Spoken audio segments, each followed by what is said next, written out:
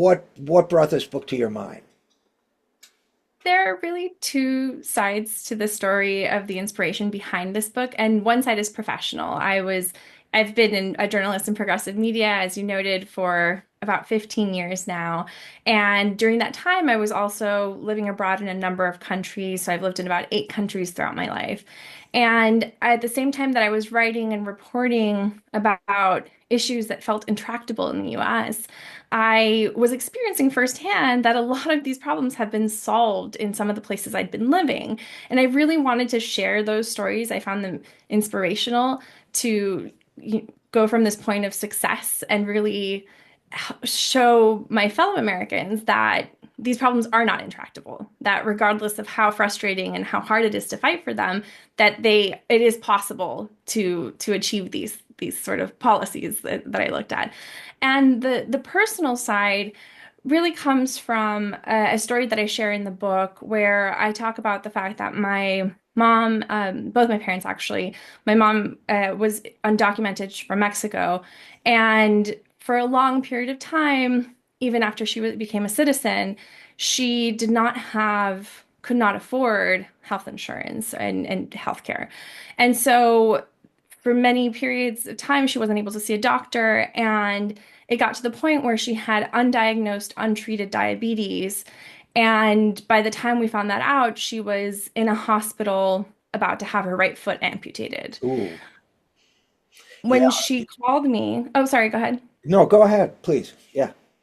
When she called me, and yeah, I always talk about my brothers and I as these American dreams my parents had, in that we were the first in our families to get college degrees. And as we all got older, a lot of what we started to realize was that that American dream was more possible in other places. And this health incident really sort of cemented that belief, because I had lived in countries, with scholarships, I'd studied abroad, where universal health care was the norm. And my mom is calling me from Los Angeles from while I'm in grad school in Boston, telling me that, she's going to have her right foot amputated. And at the same time that I was so worried about her health and what would happen to her well-being, I was so worried that we would not be able to afford the care she was going to Right. need moving forward, or the insulin to keep her alive. And so I just immediately was so frustrated by the fact that I knew that this wasn't another concern that people in countries that I had lived in, like the UK, where I live now, had to deal with on top of their concerns for their family's well-being. And I had some of the same experiences, so I identified with your description. I spent a year uh, going to university in London, and I remember being amazed at exactly what you described. They didn't ask for my identification, they didn't want a credit card, they didn't, they just gave me care.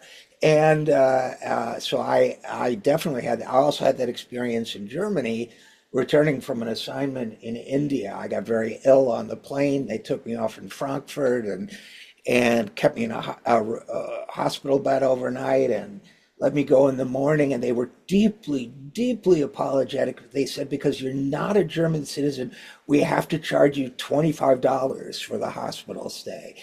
And and they were so, ashamed almost.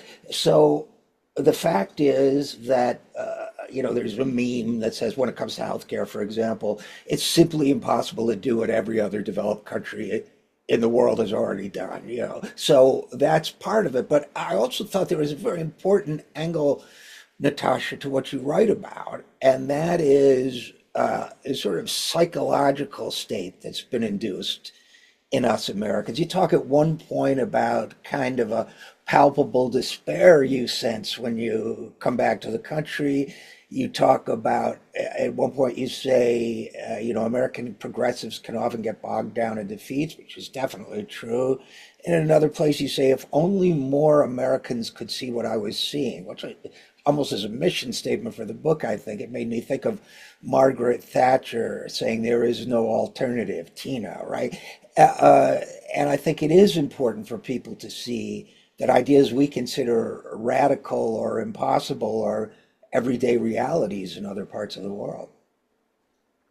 I'm glad you think that. It really, the inspiration as I was saying, is to share these stories because the more we understand that they're possible, that they're successful, that they're actually popular across the spectrum, which is one of the things that I found throughout the book research was that these policies, perhaps they were implemented or designed by the left in certain countries, sometimes they weren't, but even when they were, they are now so popular in most cases that it would sort of be impossible to find a political party that would shoot themselves in the foot by trying to repeal paid parental leave in Norway, for example, or the National Health Service in the UK, as much as the right here tries to dismantle it, and they've tried very hard. They also, talk about how much they love it and how much they're going to invest in it. And so there's this Right. real sense of I love this quote by Nyron Bevan, who's the founder of the National Health Service, where he talks about, and I'll misquote it a little bit, but that the National Health Service is on the verge of being so popular that even our enemies are going to start taking credit for it. And Right. I've lived to see that in the case of the National Health Service, and I think that that would be the case and with a lot of these policies, and if we were able to implement them in the U.S.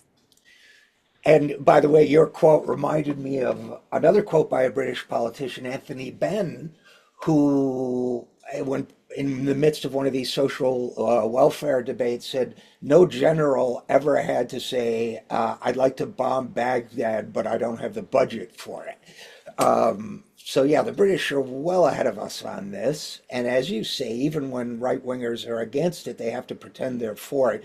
Kind of like Social Security in this country, but much more so. So let's talk a little bit about some of the visions you realities, I should say, where they're considered visions here that you experienced. You put in a lot of travel. You must have good frequent flyer miles by now. Yeah, I thought it was really important to go and see for myself on the ground and talk to everyday citizens as much as policymakers what these policies looked like. And I had to go to these places to find these stories. But it was also really important for me to take a global perspective. I didn't want to stay just in Scandinavia, which often, when we talk about social democratic solutions, we often talk about Scandinavia, and they do have great ideas. I did go to a couple Scandinavian countries, as you know. But I also wanted to see what was happening in Uruguay. I wanted to see what was happening in Estonia, Costa Rica, in Singapore, in New Zealand. It's important for us to know that it's not just happening in one place, that the whole world is in some way trying to make things better. And I wanted to share those stories as much as possible. Absolutely, and I think the American left has exposed the public to some of these ideas, even though there's no political party has embraced them. But universal health care, as in the UK, or the family-friendly policies of Norway, there's some sense about that. But you also cite, and I don't want to slight them; they're extremely important. But you also cite some programs that the public here may not know about in countries that they have no idea are breaking ground on some new policies. I'm thinking, for example, we can go through a number of them, but I'm thinking of Singapore and affordable public housing for all. It's a huge issue in the United States right now. Singapore is not what we think of as a socially leftist country or politically leftist country. So why don't we just talk about that one for a second? What are they doing there in Singapore? Singapore is such a wonderful example because it's so different from the other places that I looked at. So, as you said, it's not the sort of bastion of left-wing politics. In fact, it's like a hyper-capitalist context to the point where certain things that we would consider sort of a given as publicly owned or public services, like public schools, even there are no real public schools there. You have to pay fees to send your children to school regardless. And so they have this very pick yourself up by your own bootstraps kind of mentality. And yet, when the country was founded, the sort of one thing they decided they had to do, they wanted to do for their citizens was provide high quality housing. And it was this amazing experiment that's really paid off where essentially they've rebuilt Singapore with high quality public housing, mixed income, which I think is really key to their policy. And about 90% of Singaporeans are homeowners, and 80% of those live in public housing. And Hmm. so it's this thing, it's really an incredible success story that I got to see firsthand and talk to people who, got to design these new towns and new buildings.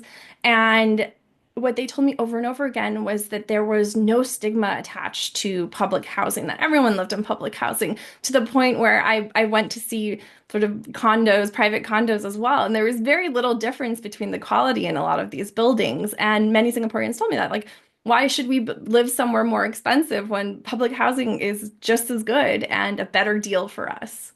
And in what sense is it public? Just so that people understand, is it that they were publicly built but privately managed, or are they publicly built and managed? What's the structure there? It's a slightly complex system, but that is really fascinating to understand in that because Singapore doesn't have a ton of land, what they've decided is that the land itself was going to remain in public hands. It's owned by the state. And the buildings that go up, which are built by the Housing Development Board, which is a state company. They do have some private companies that are involved in actually building the apartment buildings, but most of it goes through this state-owned agency, I should say, the Housing Development Board.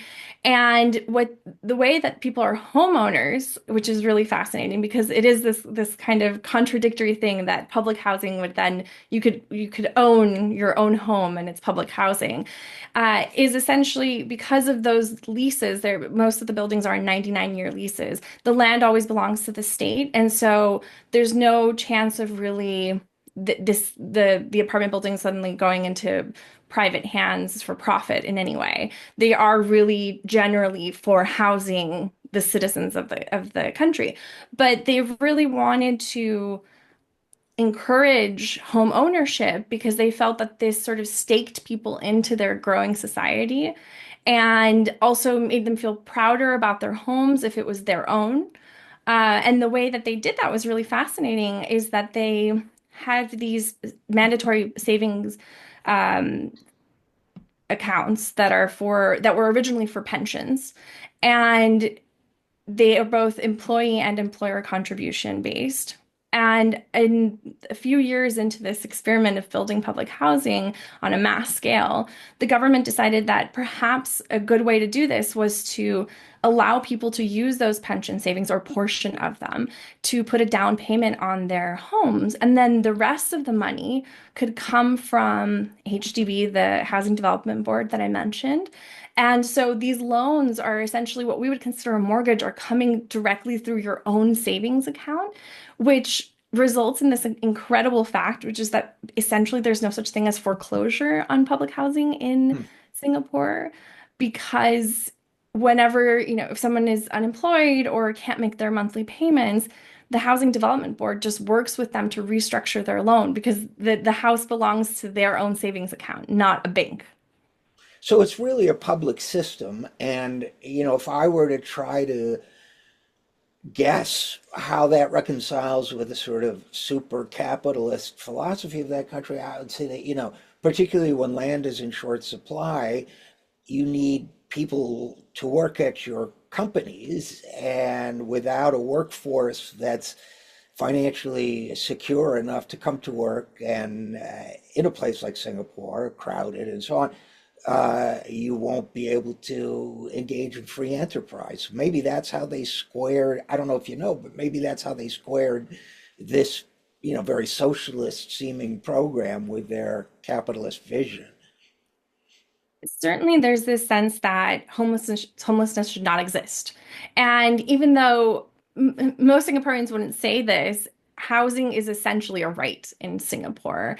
And I thought that what was interesting about that is, as you say, it's not like they are socialists. It's not that they're dedicated ideologically to this idea, but actually that it's a very practical approach to having a society that they want to be, your right to work, but also to be safe. And one of the great things about this policy that I learned as I was researching it is that there are some American politicians that are trying to pass similar policies based on the Singaporean model in places like Honolulu and in California. And I think that that's fantastic because even though we might not be able to do what Singapore did and, build so much public housing, although I would love to see a lot more, certainly we can start somewhere by increasing our public housing stock. We do not have enough anywhere in the US.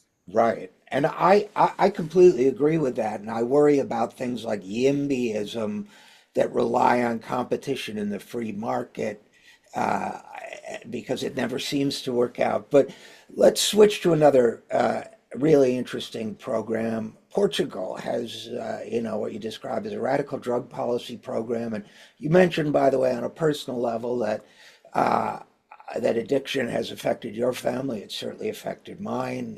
Two people close to me have died from it. Um, so it's a topic of great personal interest for me, and I suspect for you as well. Um, what's going on in Portugal with drug policy? Portugal had a sort of dual epidemic in the late 80s, 90s, where there were really high rates of HIV and AIDS and also really high rates of overdose deaths. It was something like 1 in 100 Portuguese people had suffered from some sort of problematic addiction, as they called it.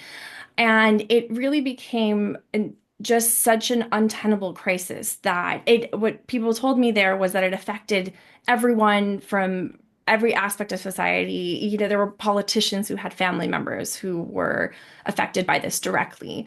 And so in the year 2000, they did this, what we would consider incredibly radical thing was to decriminalize drug use. And the key to this, because I think sometimes it gets a little bit lost in the discussion of it, is that this meant that rather than a criminal justice issue, that drug use was a public health issue. And that by doing that, by putting this, everything related to drug use, almost everything, um, except for drug sales, under the purview of the health ministry, you're essentially saying, we're going to help people, we're going to support people if they need it. And I think that that's the key too.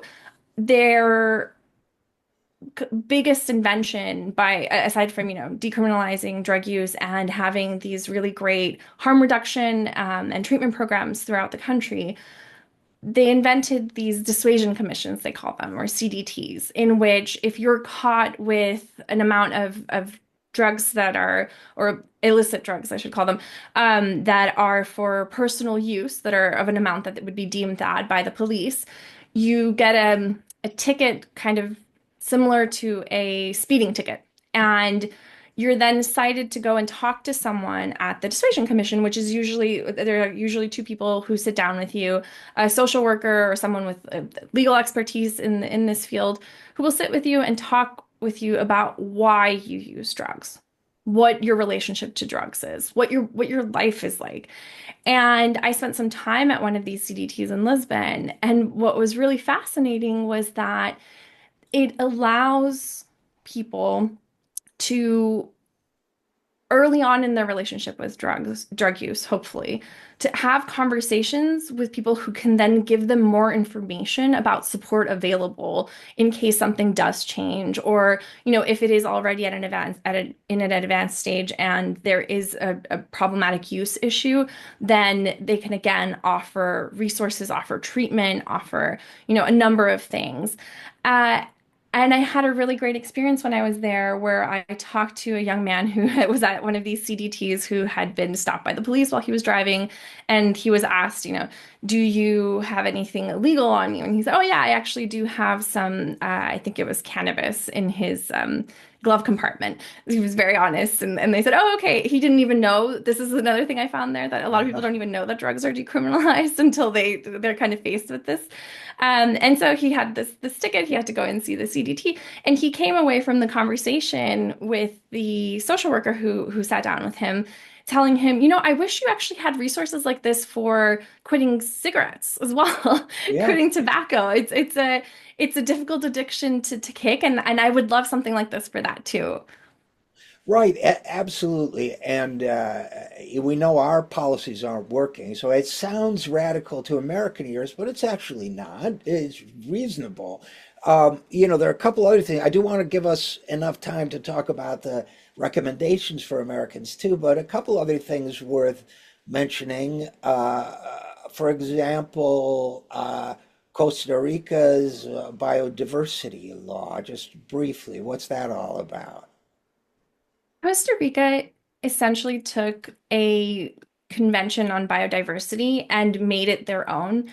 And the most important part of that biodiversity law, which they had to fight very, very hard for over many years, as you saw in the book, is that it treats environmental protection as something that you have to stake the members of society in. You can't just cordon off their natural resources and say this is just for preservation. We're not going to allow you to exist in it anymore. You have to actually equitably distribute the benefits of that biodiversity among the people who it belongs to, which is the people of the country itself. And so that's a really great example of how environmental protections are not just important for our health and the air we breathe and the water we drink, but can also be shown to be economically beneficial to the societies that live around these resources.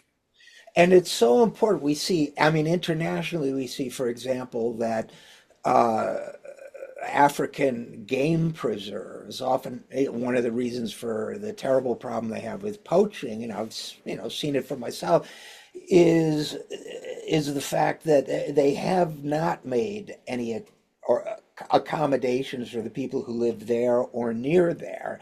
And if, for example, the animals of the preserve have been a traditional source of food or income, they've done very little to replace it in some countries. So poaching becomes a terrible problem.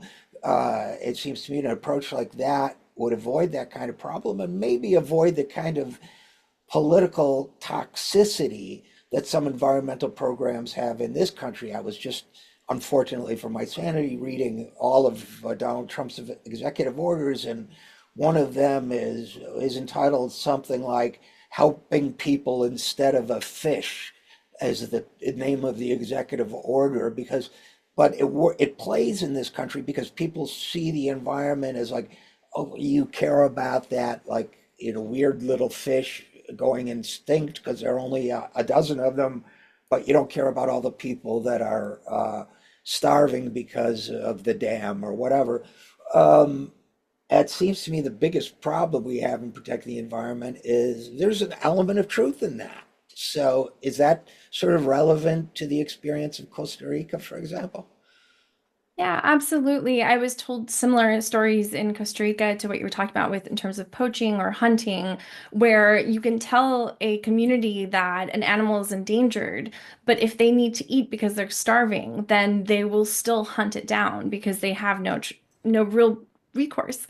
And so a lot of what's been happening in Costa Rica, thanks in large part to this biodiversity law, is not just informing communities about these things, but actually helping communities become more invested in the national park system, especially when they live near one, and actually, even set up small businesses related to ecotourism, but also, the children in schools are learning a lot more about how they already benefit from the biodiversity and how important it is to protect it. So all of these things combined have meant that biodiversity doesn't seem like this kind of foreign concept to people who are struggling every day to Right. survive.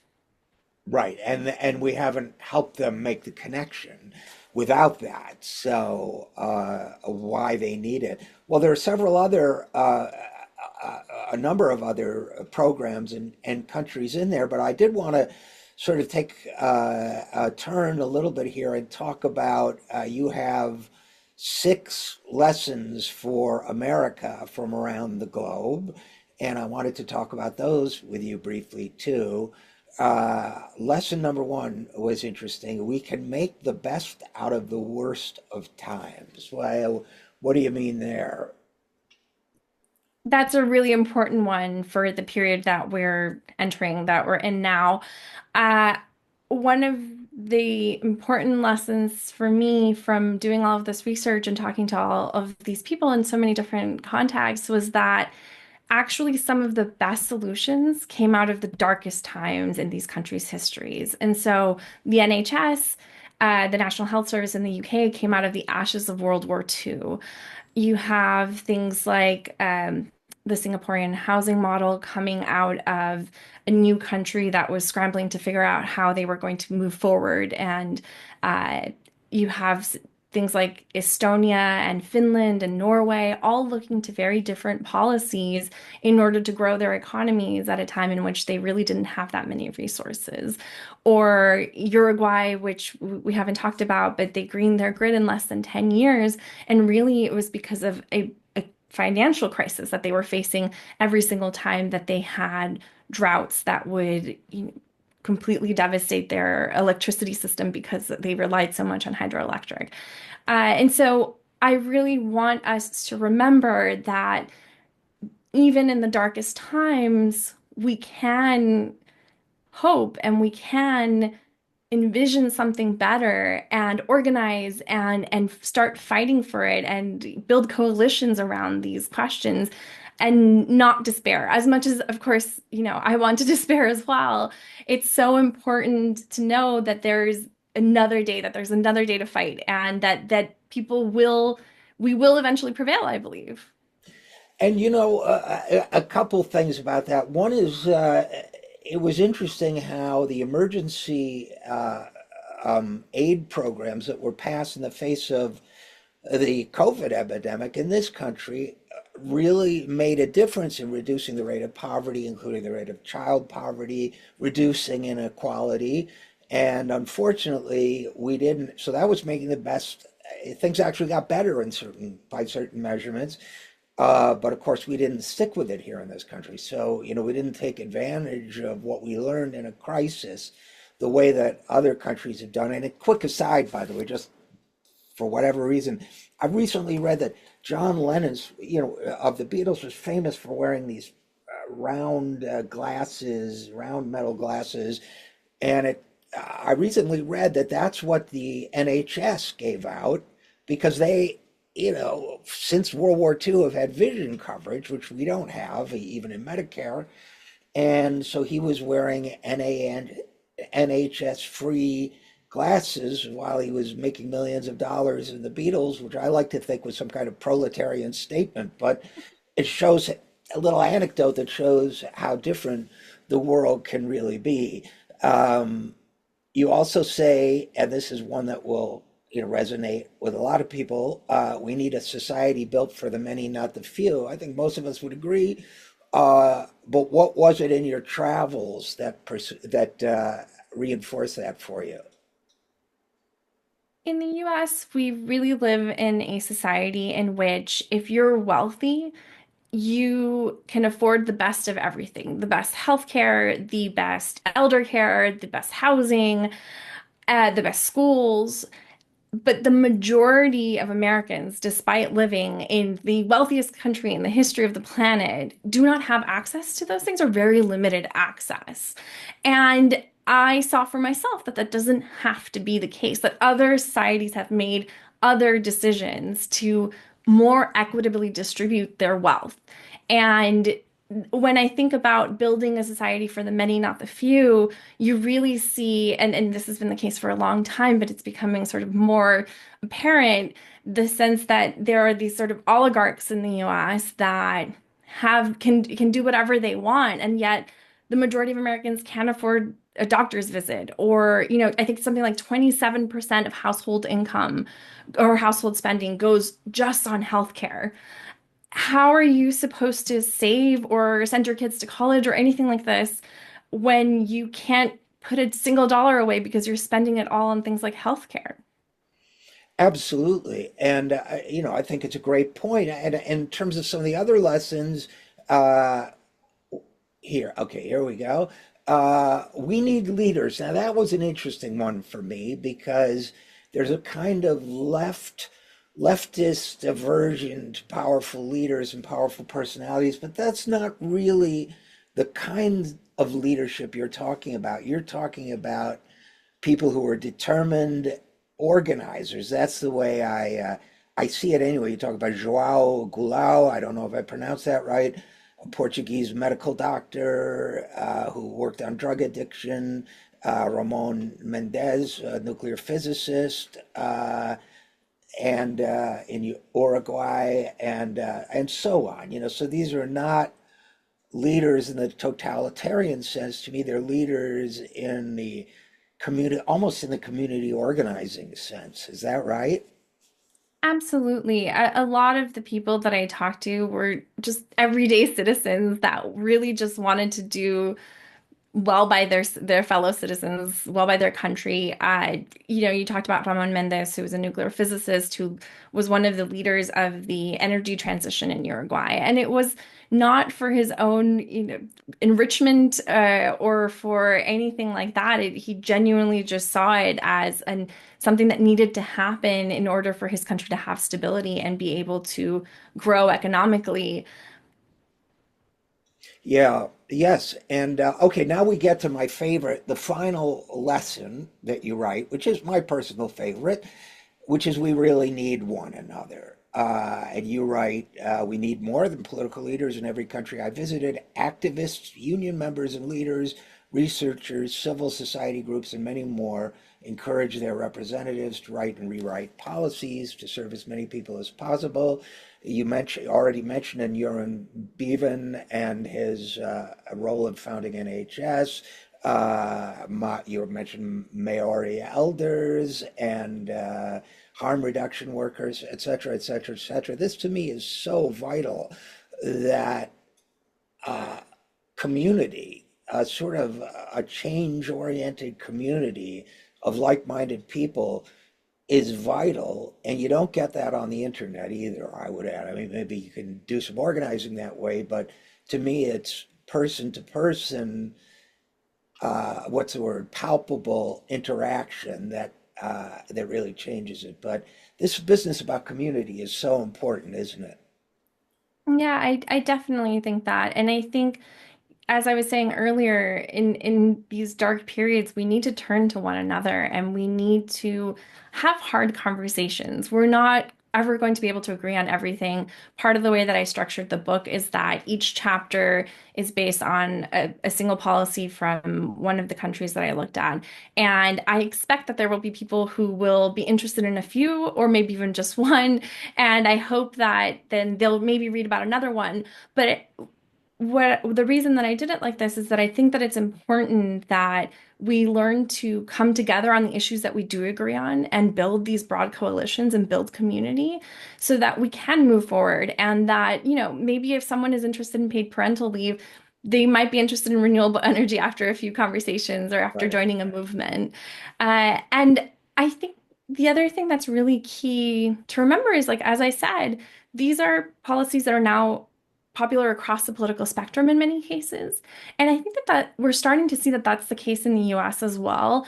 In the general election, one of the very interesting, kind of hopeful things that came out of it was that you had what we would consider these deep red states like Mississippi, Nebraska, Alaska pass paid sick leave. There were a number of states that also increased the minimum wage, but paid sick leave to me was really important because you had these huge majorities that I think in Nebraska it was 74% voting for paid sick leave from their government, and starting to realize that we can expect more and we should expect more from our government.